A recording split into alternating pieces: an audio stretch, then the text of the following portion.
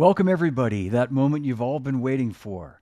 I'm going to give you all a chance to get to your seats, get a good seat for today's show with my old friend Chad Smith. So, welcome to Live from My Drum Room, and I'm so excited to have Chad Smith here with me today. This is we've been working on this for a little while now, and I'm so happy it's come together, and I really appreciate Chad making time to do this today. I'm not going to spend too much time um, talking about other stuff because Chad's on a bit of a schedule and we want to talk about as much stuff as we can in the time that we have. Welcome, my old pal, my good pal, Chad Smith. Uh, Last Chad, time, there you go. the last time we did this, had a nice chat about the great Charlie Watts. That was very enjoyable. That was great. What those guys, it was amazing. I loved it. Thank you so for having me be a part of that. That was just great. My pleasure, Chad. Thanks for being a part of it. It was so nice to have you there, and we were just talking about this. I remembered one of the last times I saw him, and maybe it was the last time you saw him, was at Hal Blaine's 90th party Yeah, in 2019. yeah, Yeah. yeah. Were Jim, you? Yeah. they rolled in through the back door, Yeah. Yep. That and was. what was Hal? It was amazing that I hadn't seen Hal in a while either, and he just was like Hal, and he was sitting there and I like know. everyone was coming up kissing the ring, and then he got up and played, and I was like, Yeah. he's 90 and he's playing "Be My Baby." I was like, man, if I could like be walking or moving around in any way, let alone playing the drums at 90 years old. And then it was very shortly after he passed away. You're right. It was like March, like a month or so. Yeah. It's Yeah. almost like, you hear these stories, Chad, about people that, I don't, not to bring up a real downer, but I lost my mom a year ago, and it was like one of those things where she kind of waited for me and my siblings to all be there with her, and not to equate the two of those things, but it's almost like Hal used his last bit of energy, to go up there and do that boom, boom, boom, flap intro, and man, it took the roof off. It was amazing. Yeah, I think there is something, the will is the powerful thing. Yeah, And yeah, whatever that is, whatever, and certainly when it comes to somebody, in the twilight of their life and they have a will to something to look forward to that they want to do or be part of or see or experience, um, it can keep you going, man. And yeah. you know what? It's interesting that you say that. When my father passed away many years ago now, over 20, I believe that he waited until I got to be with my mother, and he knew, okay, Hmm. she's going to be okay. We've got Chad here, and literally I went and saw him, and the next day he passed, and I really Wow. felt that he held on because he wanted to make sure my mom was going to be okay. Yeah, I'm sure of it, Chad. I'm sure of it. I mean, that last bit of strength that he had in him, that he Yeah, held on until you yeah, were there. Yeah, that's absolutely. beautiful. Hey, before I Yeah. forget to tell you So other this. than that, Mrs. Lincoln, how was the play?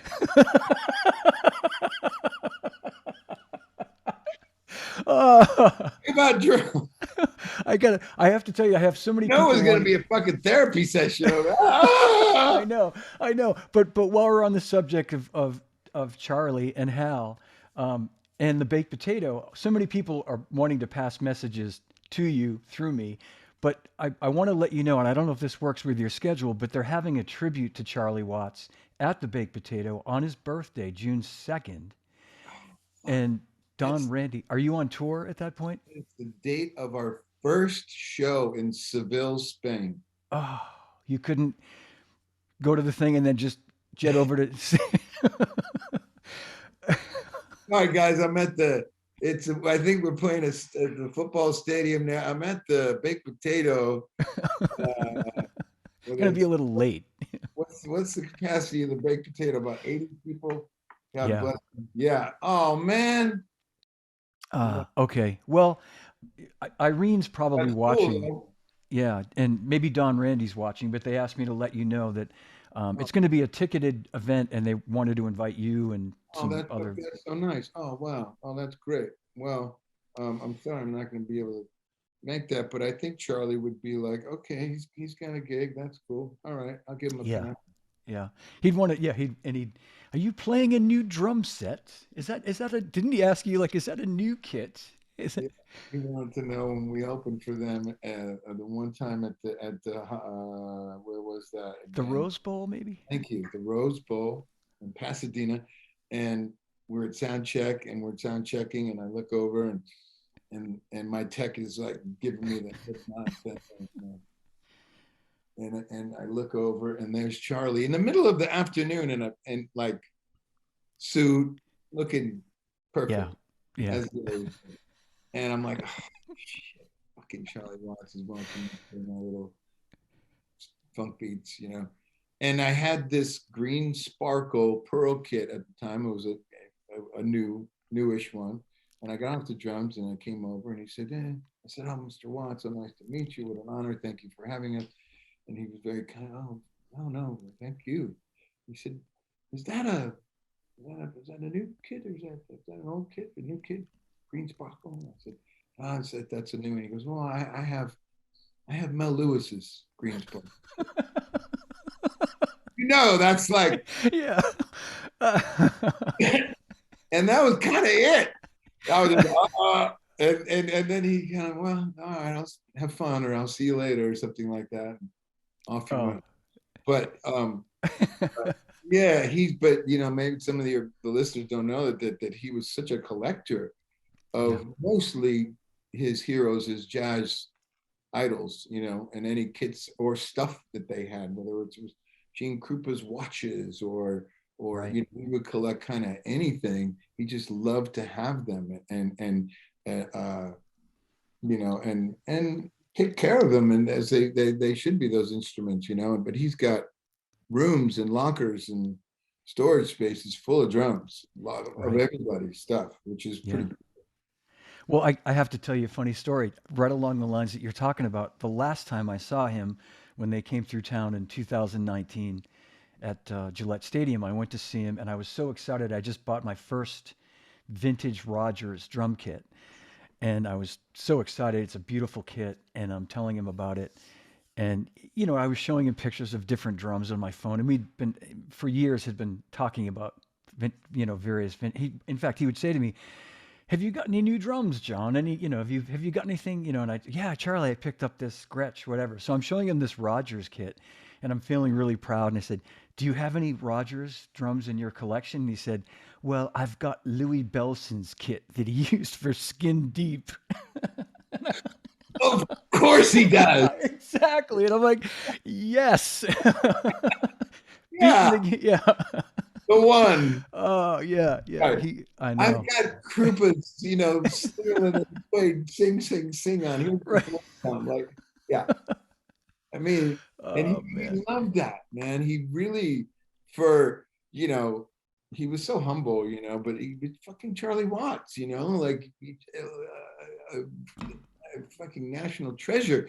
And but he was like a little kid when he talked about his heroes Yeah. and the players that influenced him. And he would be like how you and I would be like, it was a generational thing. He was just like, wow, just the way that guy played, and it's amazing, and the drum and the thing and that. He just loved it. He lit up. When I did have that one chance, I had a nice time to talk to him for the drum channel years ago, and that's all he wanted to talk about Mm. was jazz and all the players and the Jerry Mulligans and everyone that influenced him and how coming up, which was really interesting to me. But I mean, I knew he was a jazz guy, but that's all he wanted to talk. Yeah. I couldn't get him. I couldn't veer him into the Stones. Like he was like, little bit at the end, but like for the most part, he was just happy to talk about that. That's his happy place, which was Yeah, great. it was a great interview, Chad. That I Oh, was going to mention that. Yeah, thank yeah. That yeah, was a real honor. You know, what a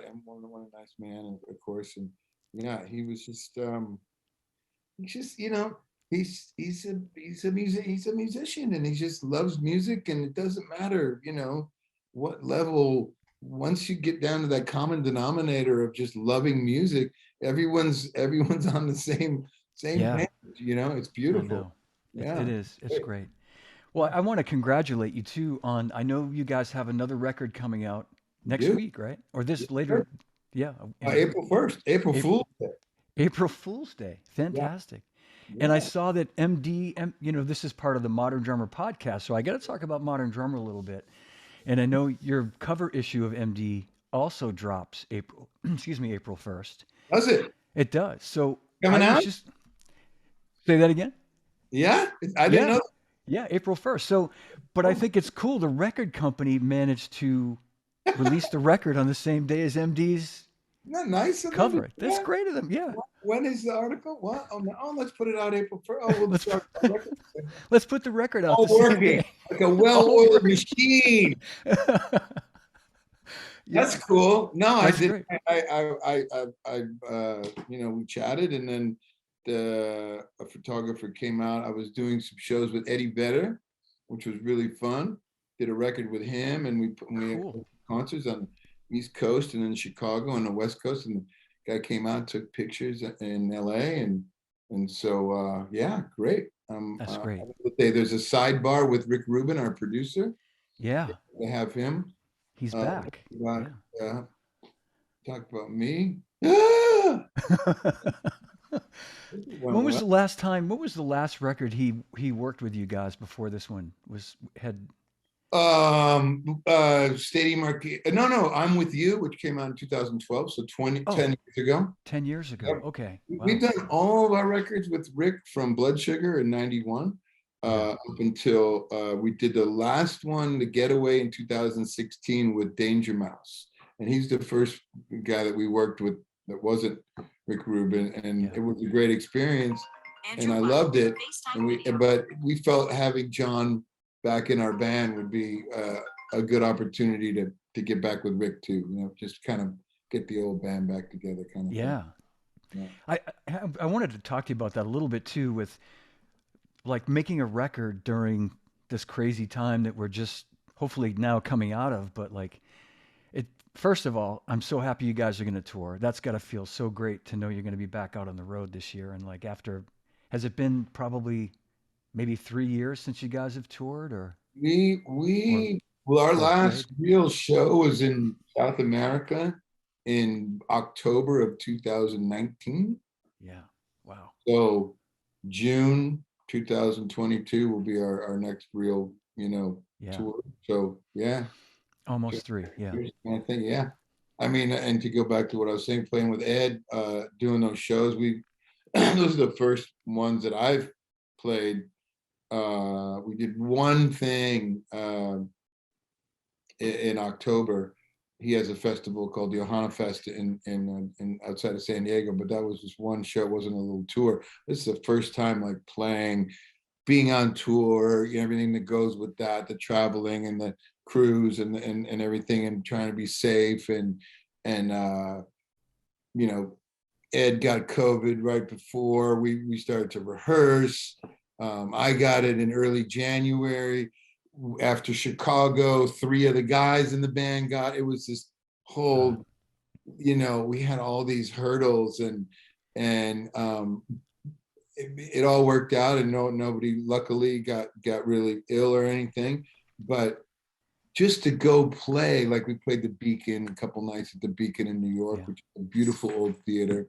Uh, Another one in Chicago. He picked these for him smaller venues, like 3,000, 3,500 seat places that were really beautiful, old theaters. And Yeah.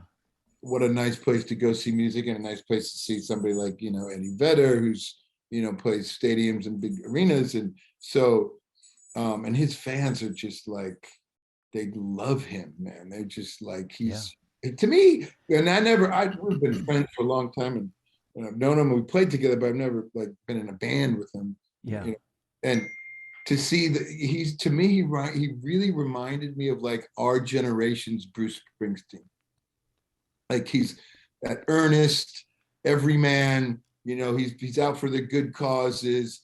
He's leaves it all out on the stage. He plays. He would play as long as he could. It was really, and the way he connects with the audience and the people, he's amazing.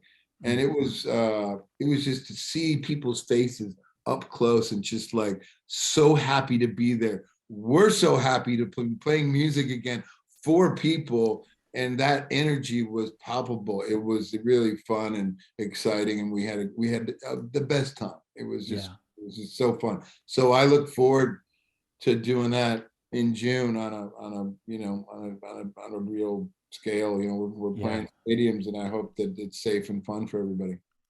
That's great, man. I was gonna say it's got to give you like this sort of not that you needed any sort of renewed energy, but it's got to give this kind of like just excitement to get. I mean, I know for me playing in a bar in front of 75 people was exciting a couple of weeks ago. Yeah, Like, yeah, shit, everything. here we go. Like, yes, get out. Yeah, you yeah, know and have that thing, because it's one of the things that suffered the most, sporting events too, but those have come back. But like the live music thing, and yeah, and it's so important to have that in your life, and you missed it so bad. Everyone loves music, and everybody loves to come out and see music, whatever kind of music it is. So yeah, it's really something you just went, wow, man, this is an important part of life. It yeah, really yeah, is, exactly. for everybody. Yeah. I was gonna say the first time I met you was summer of '92, Lollapalooza. Really? You guys were on tour with Pearl Jam, Yeah, Soundgarden, right? yeah. Alice in Chains. No, no, not to change. Not the chain. Okay. Ministry. Okay. It was an unbelievable tour that Yeah, it was year, a great. That Lollapalooza. was the second Lollapalooza. That's how long ago that was. 19, Yeah, yeah, 20. 92. Because Blood Sugar was the record that was out, had come out 30 years this summer. 30 fucking years. And not to get all like get us into therapy again, but I can tell you it was in August and it was right after Jeff Porcaro passed away. Hmm. And there's pictures, somebody sent me pictures of us talking. I was with Joey Kramer. I went with the Aerosmith guys. Yeah, of And you were excited to meet Joey. course. Not excited to meet me so much, but more excited to meet Joey.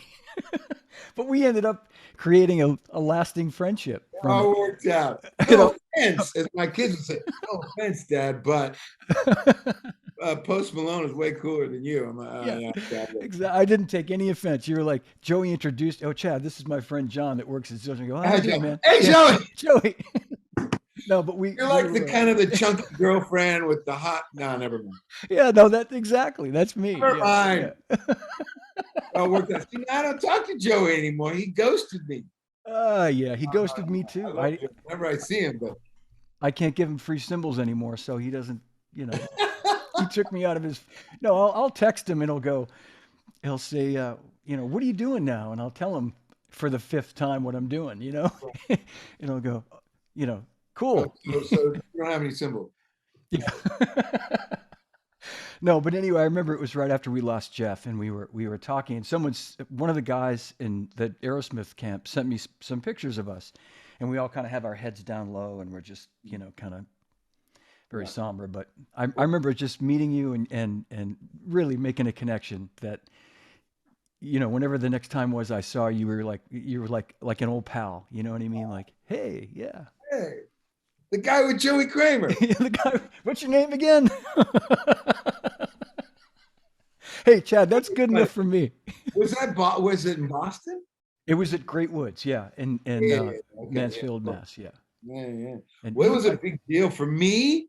The other guys in my group were not such big Aerosmith fans, I don't think. But I mean, obviously everybody knows. But for me growing up, Aerosmith was like, they were like the American yeah, Stone. Often people say, but like sure, they were a huge influence on me. All those early records, loved all those records. So, you know, and they were like, wow, Chili Peppers are cool. We really like Tyler really liked our records, and he knew yeah, a lot of our songs and shit. And I was like, wow, we went out to dinner. I was like, in '92, I was like, fuck, Yeah. So, sometimes those things happen but yeah, I do. I remember that. I remember Yeah. I, as long as that was ago, that And was I know 30 years. And you yeah, really I just remember like I saw you at a NAMM show or a PASIC not long a year or two after that or something and we connected again and yeah. I do remember, I don't know if you remember this, going to dinner with you some years later when we'd become friends and I called you when I was in LA and we went to an Italian restaurant in Brentwood, Proponi, where you used Poponi, to my favorite. Proponi. Yeah, Awesome, awesome place. And yeah. Jack Wagner was having dinner like at the next table and it The was his Jack Wagner. the actor Jack Wagner, General Hospital. And he was singing, it was his birthday and he was singing like Motown songs. I don't remember that. Yeah, and we were laughing. We'd had a little wine that night, you and I, and we were laughing. And he came to the table and he recognized you. I remember he came to the table and he walks up and he goes, "Good evening, gentlemen." Really nice guy. And he said, "It's my birthday, you know." And you're like, "Happy birthday, Jack." And he's like, "Well, thank you very much." He wanted to buy us a drink or something, and we're like, "That's okay, we're good, thanks," you know. But anyway, yeah, it was just I Oh, I told Kelly the story afterward, and I'll always remember that like one of the funniest. You don't yeah. remember it because you have those kinds of funny nights all the time, but this was Yeah, not all the time, but yeah, Poponi. I mean, the it's a one great, I love that restaurant. It's an old school, yeah, in there forever. it's great. The leather, rolled couches, booths, whatever, low lighting. Oh, Yeah, the guys have been checkered tables, yeah, yeah, white tablecloth, yeah, yeah, old school time. And I don't know who took me there first, but I really liked it and go there. And then I'm out of town, friends I would bring, and um, the craziest one for me was during the O.J. Simpson era of O.J. wow, and he had just been acquitted, and he lived. It all went down in Brentwood, yeah, and it must have been a restaurant that he frequented because I don't think he was too welcome in too many other places around that time. And I was there, and I swear to God, I mean, it was like a week or two that was like really close. And you got to remember at that time that was the biggest thing ever. Like it absolutely, yeah, was, it was cultural changing experience for everybody. And I'm sitting in the kind of the front part of the restaurant. He must have been in the back somewhere. And as he's leaving, he's coming out, and the restaurant was pretty full. And everyone's just like, you like you just yeah, couldn't believe that, O.J. Simpson walking by, and he in tow is a tallish blonde woman. Yeah, it was yeah. like crazy. Oh I was man, like, everyone's jaws were on the fucking, you could have heard a pin drop. oh And man, he just walked by and everyone's just like, oh, and then he walks at the door, and it was just one of those things where you just like, did that just fucking happen? Oh my yeah. God. So That's yeah, that's yeah, something you won't ever forget. no, I won't forget. No, no.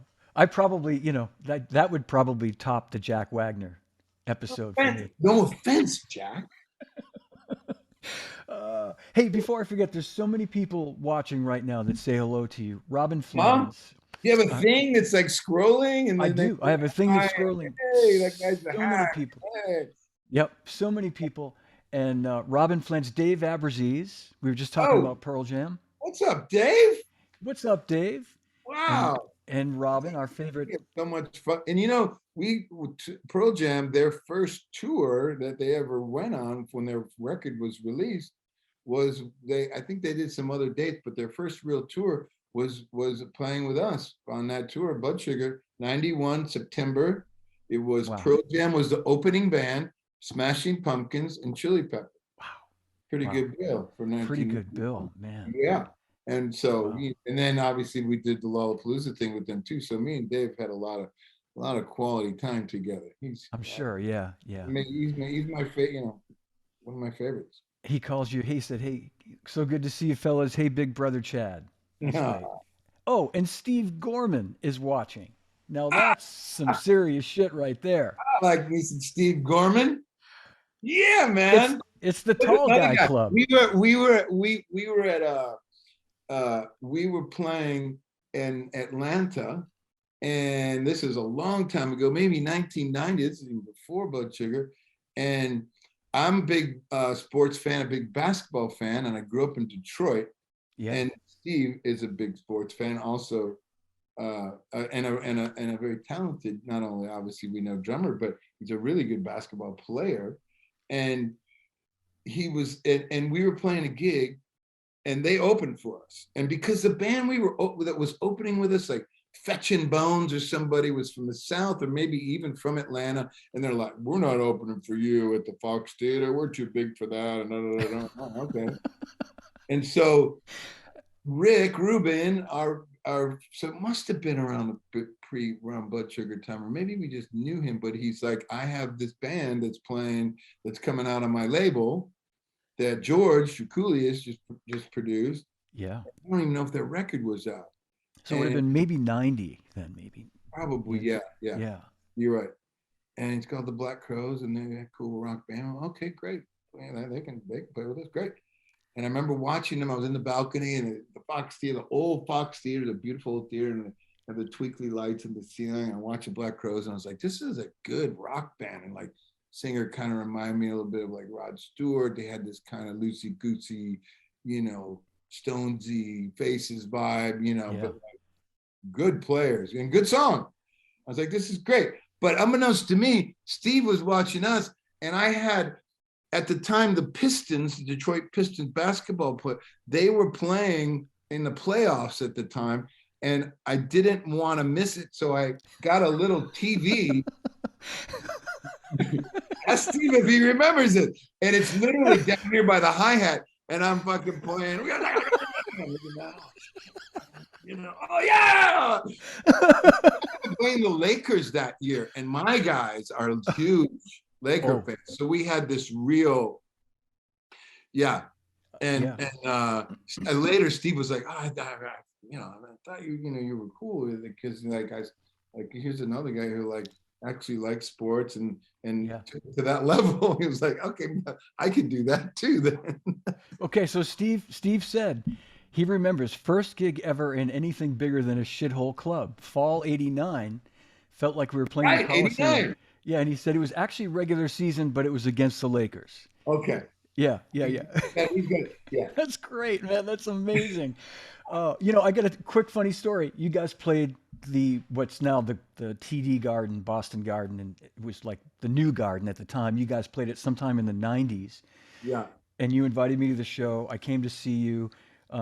End of the night, I think it was maybe it must have been after the encore when you guys were finally done. Flea, looking up at the you probably remember this. Looking up at the ceiling, there's all the Celtics banners. I know where this is going. Yeah, he points up to the band. He gets up on the microphone and he goes, I've been wanting to say this forever. Celtics suck. Lakers rule. Lakers.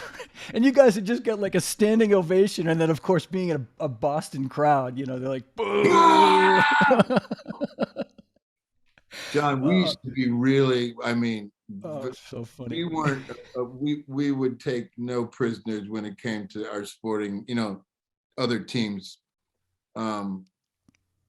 Hate, nothing, there's nothing good about hate in any way, but there is some level of where you feel like it's okay. I would never say this to my children, but it's okay to hate like another sports team. Not in a personal way, but just as a franchise, just the whole thing. So the Lakers and the Celtics. So there have been many occasions where we played in Boston prior to that when we were in smaller places, but I think maybe even some of the bigger ones.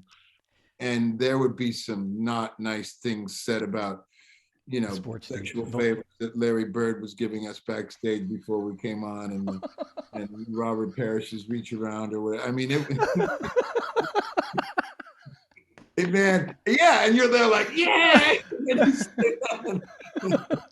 No! Like, yeah. We love that shit. No offense. Yeah, no, I know. We got our team and we got the mics. Yeah, that's right. That's right. Exactly. No, it was. I'm a huge Celtics fan, and I thought it was hilarious, man. Oh I God. just thought it was I like, do that, and I'm a Michigan fan. Grew up in Michigan. I do whenever we play Ohio State. When we play. What the hell? Where's? I should know this, but Columbus. Thank you. yeah, And we yeah. play there, and I put a Michigan logo on my kick drum head, and we get out at the end of the night, and I'm like, "Hey, we got one more song," and they're like, "Yay!" And I think you probably know this one. Yay! Hail to the victors! I start singing the Michigan song. I'm like, thank you. Drop. It's so fun. I go, Oh you man. know it's coming. I've been doing this for 30 years. Oh man. Hey, before I forget to tell you, our friend John Cohan um, Yeah. is not able to watch live today. He wanted me to pass a message to you just to say sorry he can't see this live, but he loves you, and he said mention Pharaoh to Chad, and someone else had mentioned the band Pharaoh, and I Pharaoh. and I actually found this. Oh my God. Oh Um, my God. let's see. You went deep. Oh yeah. Wow. That's the album.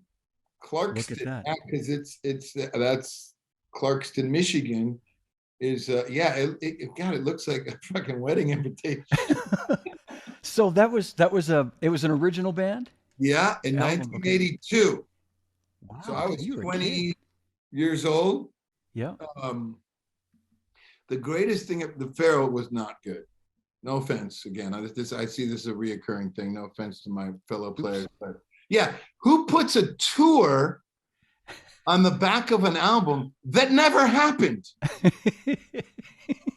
Well, I'm trying to find the other picture that someone sent me. I hope there's no pictures. Oh, well, Probably me with a staccato. You know the drums, the Canadian oh drum yeah. staccato. Yeah. They were Fiberglass kind of like shell. North, but they Yeah. had the little. Weird, kind of like, yeah. And uh, so I had that drum set because it was all about the look. And anyway, it was a long, long time ago. But the best thing about Pharaoh was that I got to play. I was the youngest in that, and there were other more experienced players from the Detroit area, and it was kind of a super group, whatever. But put together by this guy that owned the theater, Pine Knob Theater, which is a big music venue there. Yeah. And he's like, we got to record on my stage, and he was a nutball. But I was getting a weekly paycheck, twice as what I was making, which was $165 for a week, and playing in my other bands. I was making $300 a week. And I was like, That was a lot of I'm money. rich. Yeah, Oh come my on. God. In 1982, it was amazing. And Yeah. so, but I got to play with the percussionist, Larry Fratangelo, who Yeah. is, and at the time before he joined Pharaoh, he was the percussionist for Parliament Funkadelic. Right. So he played, with George, obviously, and Dennis Chambers, and played with great musicians and great bands. And we poached him out of P Funk. And so here's this kid who's kind of, I could play, but I wasn't a fully formed musician. I could say, like, before I joined and at Pharaoh, I was like a drummer, and after I was a musician, because I learned from Larry so much, and the other guys, but really Larry took me under his wing, a bit older, been around the block, and he just taught me about song structure and dynamics and just how to listen and play what's right for the music. Sure. And I was kind of put your head down. I'm 20 and I'm just I was banging going to away. say, especially when you're 20, We all stop together. Oh, great. Yeah. I was a banger, and he was like, you need to incorporate more. He goes, you have the technical stuff, Chad. You just need to know how and when to use it. And there's finesse and dynamics and building a song, and when to do a fill. Don't do them every 4 bars. You're like, why not? Fun. I mean, he embraced my exuberant, youthful energy, but he was also like, I was like this wild racehorse that needed to be like, have some structure and some boundaries and just grow up, basically. And So for a year we played together, and it was life changing for me. He really, turned me. We would listen to, like, he would pick me up and go to rehearsal, and we would smoke a joint in the car, and then we would listen to like Tower of Power records and Oh, Soul Vaccination and What Is Hip, and see how he, like, and when the solo comes in, he doesn't bring the snare in right away. It's like bringing it down. Like, if you play quiet, everyone else has to play quiet because they can't hear you anymore. And just the feel, and we had so much James Brown stuff, and he really turned me on to a lot of super dynamic, funky players that I knew about, but I hadn't dissected or delved yeah. into, and been able to understand and comprehend what you're talking about. People say feel and groove and dynamics and lay back and push and blah, blah, you're like, huh? I'm just trying to fucking, like, and I was just at that point in my playing, and it was super helpful for me. So I always give props up to Larry. He's gone. That's He's great. played with millions of people. He's amazing, and yeah, that was Pharaoh. Yeah, that's great though, man. And It was. It's all part of the journey, man. It was yeah. it was really something. And Uh, that prepared you for, years later. I have to think yeah, that, for had you sure. shown up for the Chili Peppers audition full of all that gusto, they might have went, "Yeah, man, you got the chops, but you're not ready Yeah, for the yeah. dynamics Because or yeah, there's I mean, and that's the thing with the Chili Peppers. Like, when I did in 1988, so that's 6 years later. I did a lot of playing after that, of course, but there's that funk element and all those bands that I just mentioned and those players, absolutely, yeah. and the Meters, and I listened to Ziggy, and guys like that, and like that wasn't on my radar. I was Yeah. classic rock. Um, my connect, here's what happens in my house. So I have these dogs. I got that one, and then there's one out here who's barking to get in, and she's just gonna bark if I don't let her in. Come on in. Don't be weird. Have her join the party. I have to say a quick hello, Chad, by the way, Okay. to a friend that's watching, my friend Christian Thornton. And I'm saying hello to him. There's a whole bunch of people I should say hello to, but Christian's son just took up the drums. Oh, nice. And thanks to your brother Brad, we got him a Gretsch drum set Ooh. through Brad's Hal Leonard connection. Yeah. And so Christian asked me to thank your brother and you and me. I got nothing to do with it. Yeah. But if you ever make it to the vineyard, he owns the nicest restaurant there called Atria. Okay. And I Now, would Coleman enjoy, enjoys the vineyard. We're always talking about going fishing yeah, sometime in the summer. I would enjoy taking you to dinner there. It's a Great. fabulous place. Yeah, Great. it's a great place. It's like we're going to sample all the best Italian places. In the city in New York, I'm going on Sunday. And when I was with Ed, whatever, a month ago, I went for this first time. Have you ever been to Carbone's? No, no, I haven't. In Little Italy? Is it Lower down East Side. I think it's on like Alexander or Thompson or something. Carbones? Okay. Carbone's. It sounds like it's going to Shameless be good. plug for Carbone's. I'll be there on Monday if you guys anybody want to come by. It's tempting. Yeah. It's I good, love man. it. I love it. I know. Oh man. So now in between when you moved out to LA, in between the Chili Peppers and leaving Detroit, did you go to PIT or MI or study for I a did. little? I Well, thought I so. wouldn't say studying. I wouldn't put the study word in there. Um, I did, it was part of the reason, one of the reasons, I guess, to go to California. I felt like I'd kind of explored all the musical possibilities for me in Detroit. I kind of knew everybody and all the bands and everything in 1988, and I've been playing clubs and different stuff for 8 years. And I had a band and a different band called Toby Red after Pharaoh and some other band kind of came up, and we got a record deal, and record came out and nothing happened. And we went back down to playing the clubs again. And I was like, And so it was either New York or LA, like for me musically. And I'm like, I didn't Yeah. know anyone in New York. New York's really cold. I Yeah. had enough of the cold in Michigan. I had some friends in Los Angeles, and my brother lived on the West Coast at the time.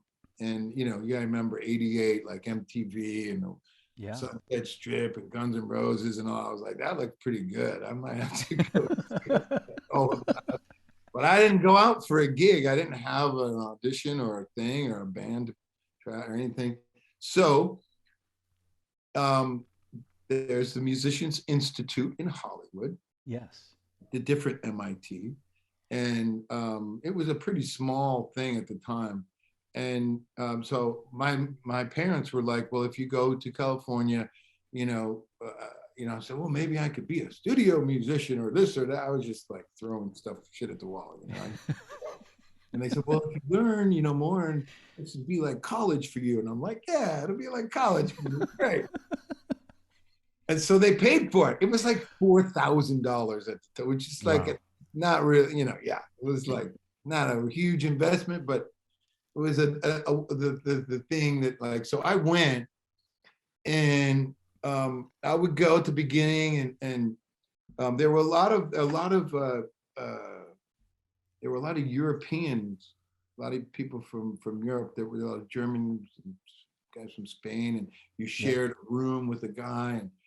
And I just remember this one guy from Germany. I forget from which town, but you know, and I was 24 or 25 at the time, and a lot of kids they were younger. They were literally right out of high school. They were going to trade school kind of thing. So they were 18 or 19, and I felt, you know, I was like the older guy, but these guys, like especially the European cats, were just wood shedding. Like they would be Yeah. in the little rooms for hours, and I was just like, I don't, you know, I like to play, but I want to play with other people, and I did some of the classes, but John, you know, honestly, after about 2 months, I was just like, it's not for me. I'm just Yeah. not.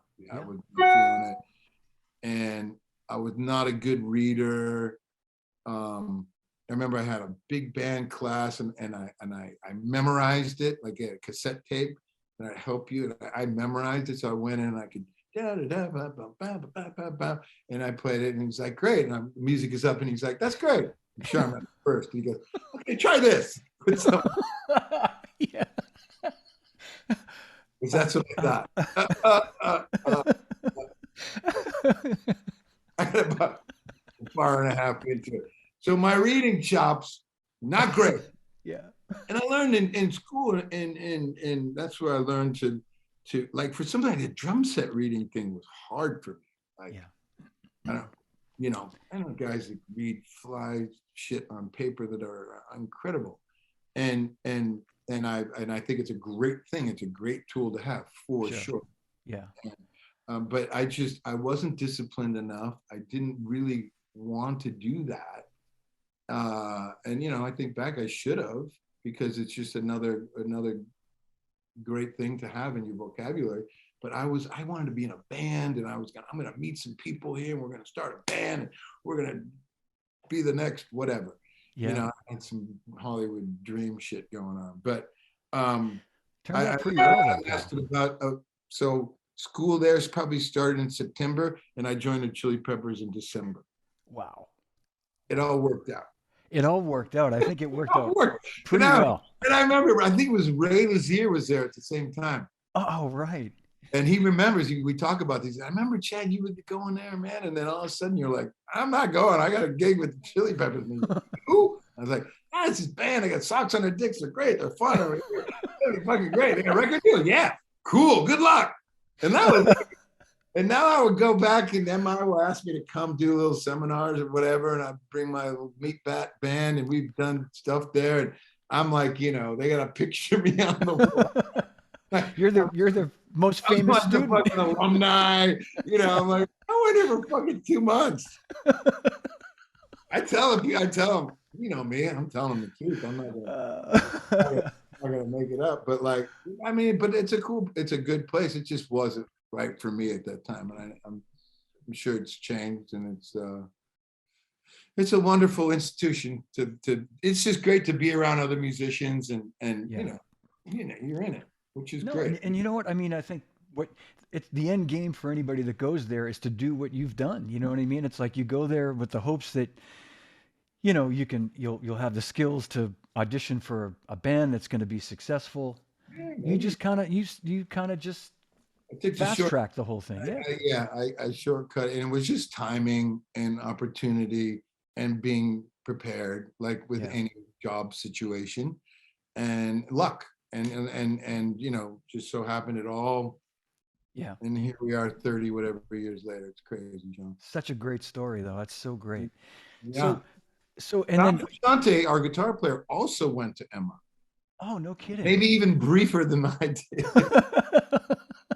Maybe even a shorter tenure. Maybe Oh, that's too 6 funny. weeks. So yeah, and he was like 18, and he went, but long before me. And Yeah. it's funny, yeah, Well, I mean, you hear the same thing about, Berkeley is a great institution here in Boston, and so many great drummers, musicians go there, and some graduate, some go yep, for a couple of years, some yep. go for a semester, and get Steve Smith was like, I think he was one semester shy of graduating, and that got the gig with John Luke Ponty, and then Journey from there, and Yeah. so he never got his degree, and he Did, did did he okay. ever go back? Did he ever go back and finish that last? He didn't, and He I think didn't. he wishes he could. He told me that. He said, and I said, Steve, they should give you an honorary at this point. I mean, if Can anybody we from get? Berkeley's watching, Yeah, or let him do it online. Come on. oh, do it online. Hey, Joe Vitale's watching, and he said, Hey, Chad, Joe. you're so badass with Chickenfoot. Love all your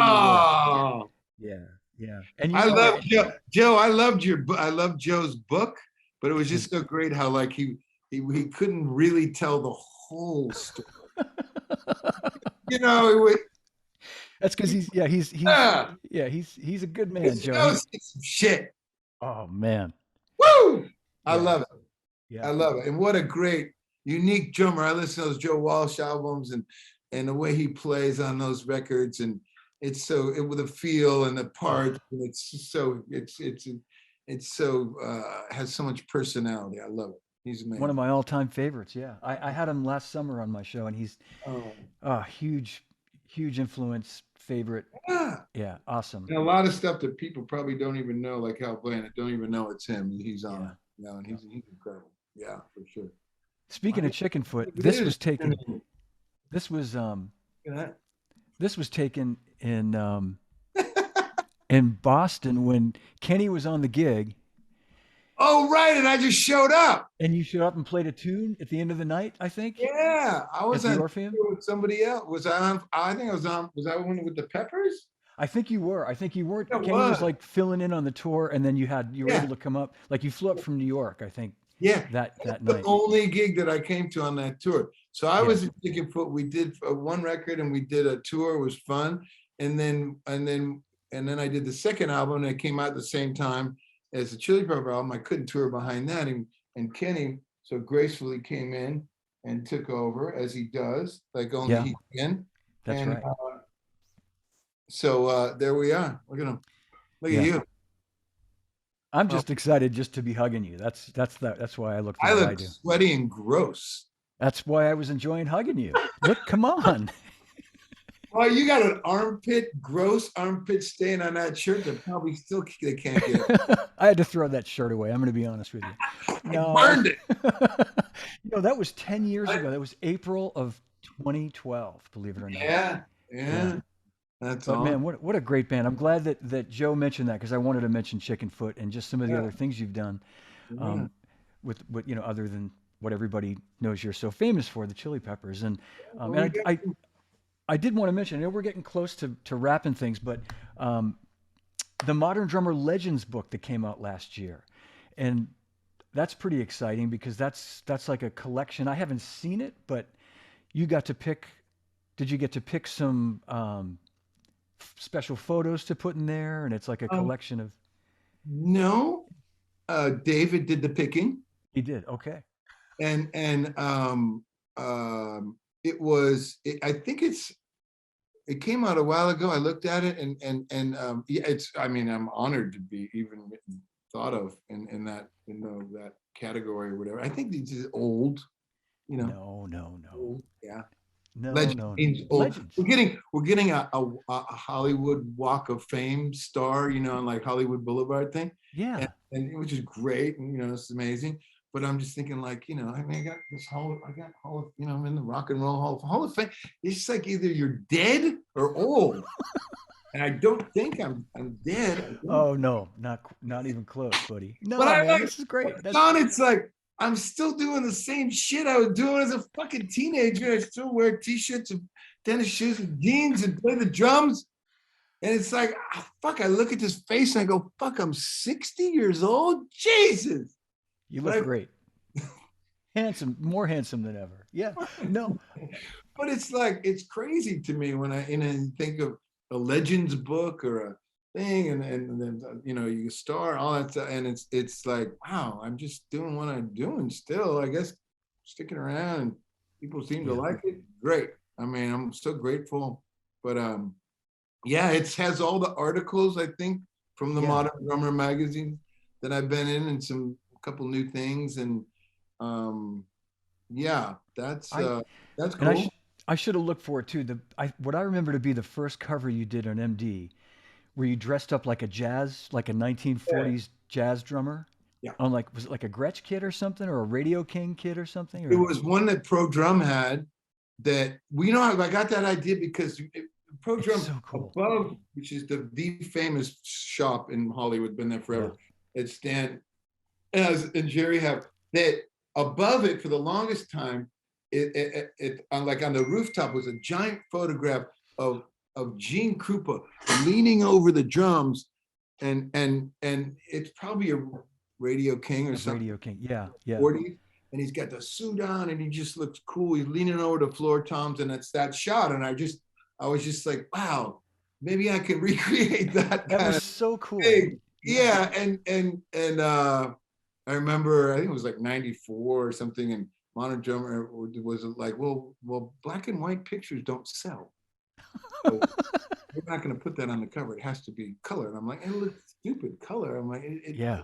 you see what I'm doing here? I'm trying to like, and I had to like kind of go back and forth. But I didn't want to lose. I wanted to be on the covers the first time. It's such a big deal. I've been reading that magazine for so long, but I was like, nah, it's fine. Don't. Trust me Yeah, on this. Yeah. it'll be great. Finally, but yeah, I took a bunch of pictures of like I had this book that I can't remember the exact name of it. It was like Swinging Drummers or the Drummers of Swing or something, and it had all these great pictures of like Davy Tough and Yeah.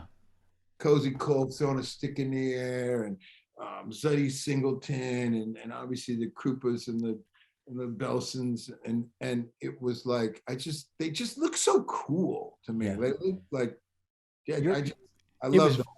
it was very Davy Tough. If I remember correctly, it had that One whole of them I vibe with the hat. stole. Davy Yeah. Tough was backstage with a beer or some kind of drink, maybe with a beer, and he's smoking a cigarette, and he's got on that white shirt, and he's playing on like an apple box looking thing with these Yeah. old sticks. And I said, let's do that. And like most kids or people reading Mama Drummer probably don't really know that stuff, but it was a homage to those guys, and because they're so important, and a lot of people don't go back, like they'll go back to John Bonham, but they won't go back Right. to, the guys that I mentioned, so Yeah. all This has good. been so We great, Chad. love, all you lovely drummers. It's such a nice community, the drum. It You sure know is. very well, John, and Yeah. I've been around, long enough. So I anything I can do to help and sort of promote that, or connect people or be part of, and to be invited on this, thank you. I really Oh, appreciate it. thank you. Yeah. It's my pleasure. Thank you, And brother. I hope to see you, sometime down the road, You will. somewhere. Yeah. You will. Good. All right. We're playing in the summer. I think we're playing Fenway Park. I And think I people, saw that too. Yeah. I think Yeah. maybe in August or something around there, we come back after Europe. So hopefully the world is safe Yeah. and not blown up, and not anything else, and everyone's enjoying their summertime. And if I don't see you before then, and enjoy the Charlie thing. That's so cool. I'm so sorry I couldn't be there. Maybe I can Thanks. like Well, call. I probably can't go either. I have a gig the night before and a couple of days after, so it'd be really hard to get out and come back. But they wanted me to mention it to you that it's June Yeah. 2nd, Oh, and yeah. but I've darkened the walls of the doorways of the baked potato quite a few times, actually. Yes, I'm sure you have, It's my been a friend. while, but yeah, it's Uh, a great music venue, historic. Yeah. yeah, but I want to thank everybody for watching, and a big hand for Chad Smith, everybody. The great Chad Smith, the amazing, Legendary, the old, legendary. crusty, still alive, not boring. All right, thanks for watching, everybody. We'll see you soon, and thanks again, big hand for Chad.